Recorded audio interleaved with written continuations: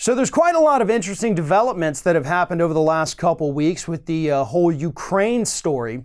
And one of those, as reported by the New York Times just a couple days ago, was that acting Chief of Staff Mick Mulvaney, at Donald Trump's request, attempted to actually freeze the military aid package headed over to Ukraine in early June, long before the president's phone call with President Zelensky ever took place.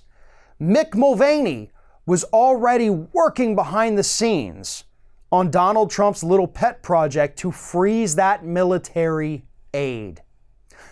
The Times also reported that a group of Trump advisors, including former National Security Advisor John Bolton and current Secretary of State Pompeo, oh, I'm sorry, he's not Secretary of State, but anyway, Mike Pompeo also came out there. Oh, he is Secretary of State. I don't know why I thought he wasn't. But anyway, you had Pompeo, you had Bolton, and then you had Defense Secretary Esper in August, after the phone call took place, begging the president to release that aid.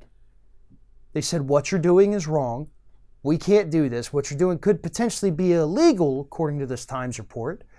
You've got to release this aid. And Donald Trump said no. And then, of course, the public finds out about it. We get the whistleblower complaint and we learn that all this is happening. And so suddenly Donald Trump says, oh, okay, maybe you guys are right. I'm going to release part of the aid. By the way, still hasn't released all of it.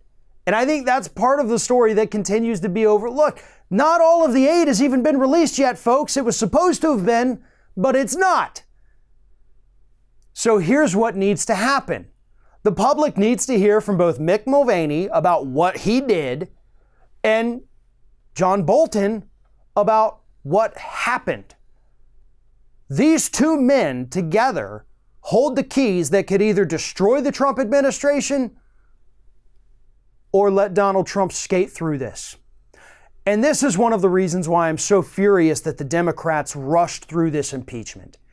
And the reason they rushed through it, the reason they didn't force Mick Mulvaney to come testify is because, one, Donald Trump obviously said no, he's not going to comply with a subpoena. But two, the Democrats didn't want to get caught up in a lengthy court battle.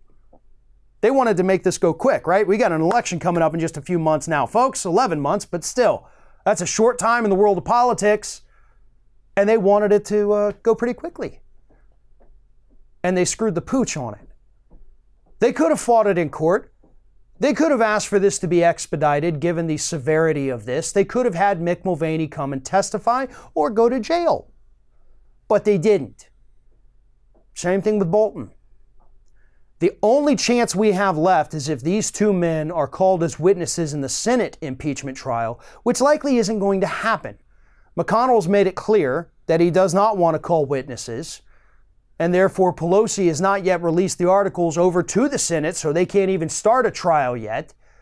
Meanwhile, we're having to find everything out from reporters, from whistleblowers, and from any other source we can get about the extent of the criminal activity in this White House, because the Democrats rushed through it, so we don't get to hear from the criminals themselves.